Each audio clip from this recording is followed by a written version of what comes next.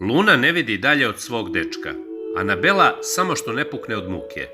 Luna Đogani i Marko Miljković fotografisali su se na Kopaoniku, gde trenutno odmaraju. Međutim, ovim potezom par je izazvao buru komentara na društvenim mrežama. Naime, javnost je sigurna da Đoganijevoj dečku odvlači pažnju, te da zbog toga njena karijera ne mrda. Otkako se vratila iz Egipta pa objavila ranije snimljenu pjesmu, ništa se specijalno dalje nije dogodilo na njenom poslovnom planu, zbog čega navodno kuva i njena majka Anabela. Evo jedna sa Kopa, poručio je nasmijani Miljković sa Lunom na ramenu. Ranije se šuškalo da ona ne podržava ćerkinu vezu, jer zbog nje ne uspeva da se fokusira na pevanje, u šta je uskočila odmah po reality pobedu, dok je još zvanično bila single devojka.